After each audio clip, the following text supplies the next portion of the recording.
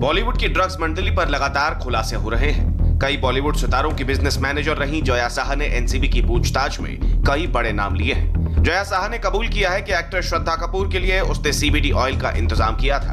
नम्रता शिरोडकर से चैट की बात भी जया साहा ने कबूल की है। अब मधु मंटेना वर्मा और जया साहा को आमने सामने बिठाकर पूछताछ होगी।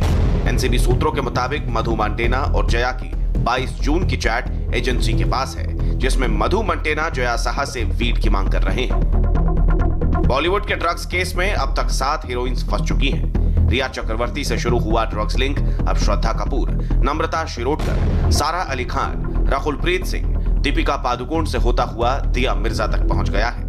एनसीबी जल्द ही बड़ी हीरोइनों को भी ड्रग्स केस में समन भेज सकती है। दीपिका, श्रद्धा, सारा और रकुल को समन भेजकर पूछताछ में शामिल होने के लिए बुलाया जाएगा। अब तक दीपिका पादुकोण, श्रद्धा कपूर और नम्रता शिरोडकर की ड्रग्स चैट सामने आई है, तो वहीं एनसीबी सूत्र बता रहे हैं कि दिया मिर्जा की भी ड्रग्स चैट एजेंसीज के पास है। एलएसी के पास राफेल फाइटर जेट लगातार उड़ान भर रहे हैं। यह खबर सबसे पहले हमने बताई थी। अब फॉरवर्ड लोकेशन से राफेल की गर्जना की पहली तस्वीर सामने आई है। लेह लद्दाख के फॉरवर्ड लोकेशन पर आज राफेल ने उड़ान भरी है। इसकी एक्सक्लूसिव तस्वीर इंडिया टीवी संवाददाता अमित पालित को मिली है।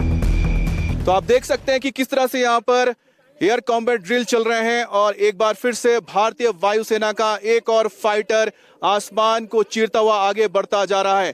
तो आप देखिए, ये है भारतीय वायुसेना का सबसे नया विमान राफेल। राफेल आप देख रहे हैं, लेके आसमान पर राफेल इस बार उड़ान भरता हुआ आप इंडिया टीवी पर राफेल को देख रहे हैं। ये है वो राफेल जिसके लिए इंतजार किया गया था। भारत के गोल्डन एरोज में आया हुआ रफाल आप देख रहे हैं, लेके आसमान पर इस वक्त रफाल विमान उड़ान भरता हुआ। आप पहली बार हमने यहाँ पर इसको इस तरह से कॉम्बैट ड्रिल करते हुए देखा है। तो जिसका इंतजार था एलएसी पर आ चुका है रफाल।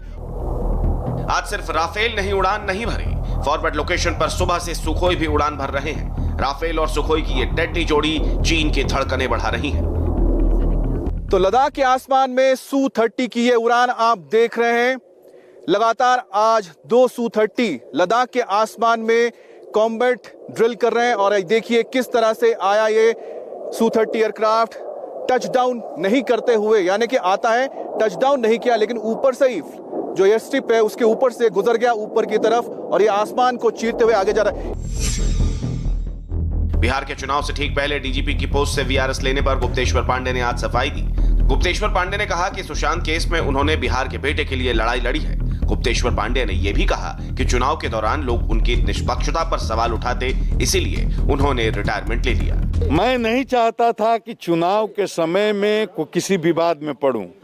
लोग मेरी निष्पक्षता पर सवाल उठाएंगे, हमको किसी न किसी परमानेंट सत्तारूढ़ दल से जोड़ करके देखेंगे। इसलिए मैं चाहता था कि कोई ऐसा व्यक्ति आकर के चुनाव के समय में प्रभार ले जिसके ऊपर इस तरह के सवाल न उठे। सुशांत की लड़ाई को उठा करके मैंने बहुत बड़ा रिस्क लिया है और उसका अंजाम मुझे मालूम है, वो मैं भोगने के लिए तैयार। रिया के वकील सतीश मान शिंदे ने गुप्तेश्वर पांडे के वीआरएस लेने पर तंज कसा है। शिंदे ने बयान जारी कर कहा है कि जिस तेजी से गुप्तेश्वर पांडे के वीआरएस के एप्लीकेशन को मंजूर किया गया है, ये सुशांत के लिए नहीं बल्कि गुप्तेश्वर पांडे के लिए इंसाफ है। लौटते मानसून ने मुंबई में फिर कहर बरपा दिया है। मुंबई में कल देर शाम से हो रही बारिश के बाद आफत आ चुकी है। जगह जगह वाटर लॉगिंग से लोग परेशान हो गए हैं। अंधेरी ईस्ट और west, Santa Cruz, link road, science circle, Matunga, king circle, Dadar TT circle के अलावा मुंबई के सभी बड़े छोटे सबवे अंडरपास पर जल जमाव हो गया है। हार्बर लाइन के कई स्टेशनों पर भी जल जमाव हो गया है। मुंबई के परेल इलाके में वाटर लॉगिंग का मंजर टॉप एंगल से देखिए। यहाँ पर आपको चारों तरफ पानी ही पानी नजर आएगा और इस वाटर लॉगिंग के बीच लोगों की परेशानी साफ देखी जा सकती है। गाड़ियां डूबी हुई हैं। हम इस समय मुंबई के परेल ब्रिज पर मौजूद हैं, जहां पर आपको नीचे का नज़ारा हम दिखाना चाहेंगे कि किस कदर पानी सड़कों पर जमा है।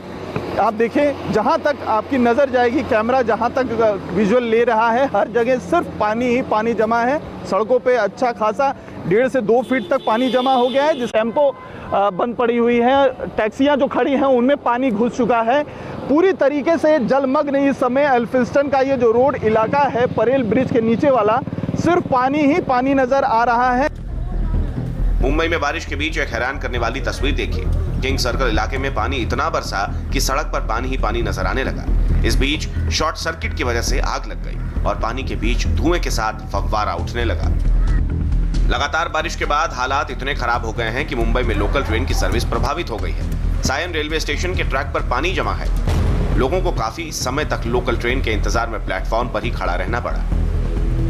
सबसे बुरा असर मुंबई की लाइफलाइन कहे जाने वाले लोकल ट्रेन की सेवा पर हुआ है। इस वक्त हम हैं मुंबई के सायन रेलवे स्टेशन पर और यहाँ पर आप देख सकते हैं किस तरह से जो रेल ट्रैक है वो पूरी तरह से पानी में डूब चुके हैं।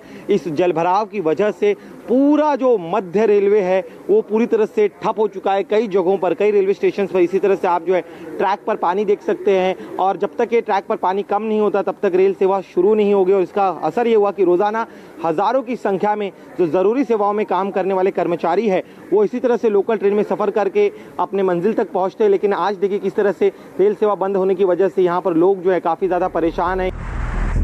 मुंबई के नायर हॉस्पिटल में हाल बेहाल हो चुका है। बारिश के पानी से हॉस्पिटल डूब चुका है। अस्पताल में वार्ड से लेकर ऑपरेशन रूम तक हर जगह पानी ही पानी नजर आ रहा है। कल रात में मुंबई में हुई बरसात के बाद चारों तरफ पानी ही पानी नजर आने लगा है। देश में कोरोना वायरस की स्पीड बढ़ती जा रही है। बीते 24 घंटे में कोरोना के कुल 83,347 केस सामने आए हैं। इसके साथ ही 24 घंटे में 1,085 लोगों की मौत हो गई है। वहीं देश में कोरोना के कुल मरीजों की संख्या 56,50,540 हो चुकी है। अच्छी बात यह है कि 45,87,613 लोग इस बीमारी से ठीक हो चुके हैं। वहीं 70,077 लोगों की इस वायरस से मौत हो चुकी है। कोरोना वायरस को लेकर आज प्रधानमंत्री नरेंद्र मोदी 7 राज्यों के मुख्यमंत्रियों के साथ बैठक कर रहे हैं।